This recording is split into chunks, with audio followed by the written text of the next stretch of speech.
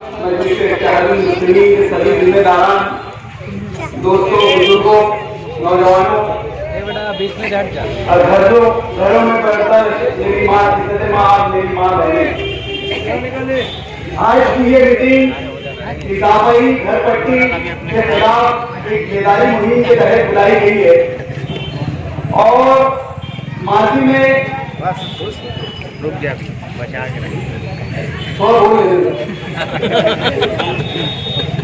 माजी में कुछ चंद माह का जो पहले जनरल बोर्ड के अंदर एक विषय आया था कि जो शहर के अंदर नए इलाके बसे हुए हैं उनका सर्वे करके 1996 के रेजिडेंशियल के हिसाब से उन मकानों की घरपट्टी लगाई जाए। यही विषय था, यही इसकी गरज आयत भी थी, लेकिन इख्तिदार पे बैठे हुए जिनकी फितरत, जिनके कण कण, जिनकी रूह में चोरी बसी हुई है, जो हर काम के अंदर अपना नफा देखते हैं, उन्होंने ये विषय को पूरी तरीके से तोड़ मरोड़ कर इसके अंदर पूरे शहर के अंदर एक नया सर्वे किया जाए और नए सर्वे के साथ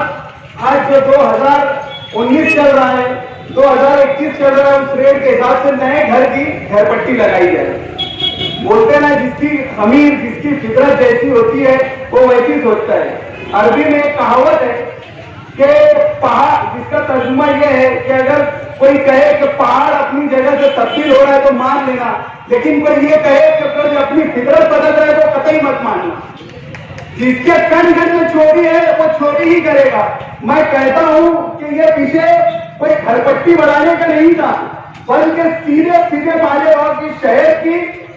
हलाल कमाई की जो कमाई थी उनके ऊपर डाका डालने की एक नापाक कोशिश थी। आज जब ये माजी में 1980, 82, 84 का ये बोलते, पिछले 2009 के असेंबली इलेक्शन में यही राजा नगर जो उन्होंने कहा था कि मैं पिलकोर शहर से मालेगांव आया था जब मेरे पैर में तिन्ने चप्पल गिरी थी, तो ये मालेगांव शहर में कोई जराए माज तलाश करने के लिए नहीं आए थे, बल्कि ये पिलकोर शहर से दाखिलेबाज होकर यहाँ आए थे। उस वक्त का पिलकोर, आज पिलकोर शहर कितना है आपने देखा होगा, एक छोटा सा देहात है। ये उस वक्त 1980 के पिलकोर से ये तली पार होकर मालेगांव आए। मालेगांव आए, उन्होंने खुद कहा था कि जब मैं मालेगांव आया था तो मेरे पहनने के लिए मेरे पैर में चप्पल भी नहीं थी। आज 400 करोड़ रुपए का मालिक मुझे 2009 में गए थे, तो इन्होंने ये पैसा कोई खड्डा खोद के नहीं लाया। ये जब से मेंबर बने उसके बाद वक्त ने इनको प्रेसिडेंट भी बनाया, 2 दफे का आमदार भी बनाए, आज वो साबिक मेयर भी है, इनकी अहलिया 2 दफे की मेयर भी है और इनके बेटे भी मेयर है। तो आप इनकी इनकम का आपका खुद ही मुझसे ज्यादा आप यानी वो कर अंदाजा कर सकते हैं। इसलिए मैं कहता हूं कि ये जो इजाफाई घरपट्टी का ये वसूला लाया गया है, ये कह रहे हैं कि हम इससे जो पैसा मजीद आएगा, आज घरपट्टी का टारगेट जो मालेगांव म्युनिसिपल कॉर्पोरेशन ने तय किया हुआ है वो 40 से 50 करोड़ रुपया है। और ये इनके एक प्राइवेट इंटरव्यू में इन्होंने कहा था ये कौन से नशे में थे, कौन से सिगरेट के धुएं में थे, अल्लाह की सवाल मुझे तो नहीं मालूम। कोई बोलते कि वो कौन सा लेते, क्या लेते, गिल्ला लेते, सुक्का लेते, अल्लाह की सवाल मुझे नहीं मालूम,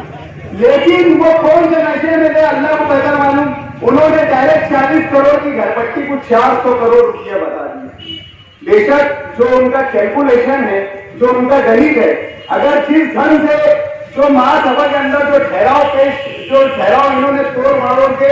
जो लिखा है और अगर उसके ऊपर अमल बजावनी हो गई तो यकीनन ये 40 करोड़ रुपया हमसे 40 इसका 10 पर यानी 400 करोड़ रुपया हमसे वसूला जाएगा। मैं आप लोगों से आसान लफ्जों में एक बात समझाना चाहता हूं कि ये बाग अब्दुल वाहिद आप देख रहे होंगे, ये एक बिल्डिंग है, आज इसकी घरपट्टी तो मुश्किल 3 से 3.5 या 4,000 रुपया आती होगी, लेकिन जब इसका नया सर्वे होगा तो इसके अंदर एक कमल टूर एंड ट्रैवल्स का एक शटर है, सहज मेडिकल का एक शटर है, उसके बाजू में सहज मेडिकल का दूसरा शटर है, फिर सहज मेडिकल का तीसरा शटर है। इस तरीके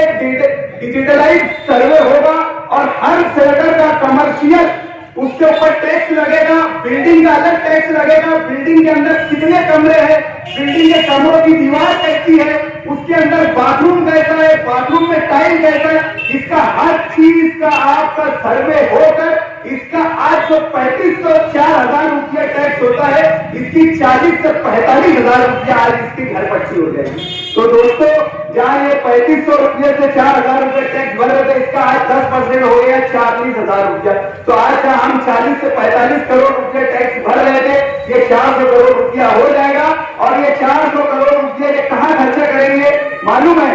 ये वार्ड नंबर 30 में रोड के ऊपर रोड बनाएंगे, गटर के ऊपर गटर बनाएंगे। इनको मालूम है कि मालेगांव शहर के अंदर तो इनकी मेजोरिटी आने से रही, ये 10-20 सीट गिर पड़ के छून के आ जाएंगे और फिर शिवसेना की धोती बांधकर ये मेयर बन जाएंगे। और फिर इनका ये मंसूबा है कि ये जो 400-500 इजाफी झड़पट्टी के जरिए जो पैसा यहाँ आएगा, उसके जरिए इनकी लूट घसूट ये इनकी आम कर देंगे। दोस्तों, ये झड़पट्टी जो इजाफी हमारे ऊपर लादी जा रही है, ये हमारे अपने बच्चों के मुस्तकबिल का सवाल है। आज अगर हमने ये झड़पट्टी को बर्दाश्त कर लिया, हम आज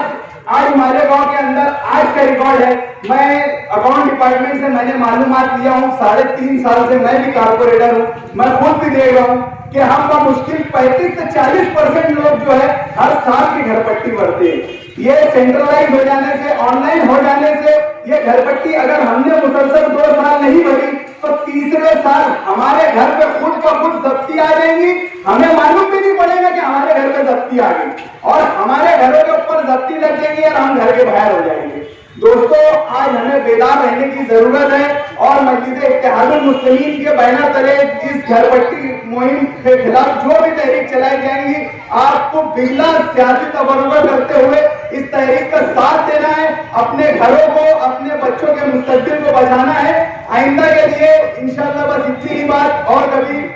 वक्त बहुत कम है, आप लोगों ने मुझे बोलने का मौका दिया, बहुत बहुत शुक्रिया।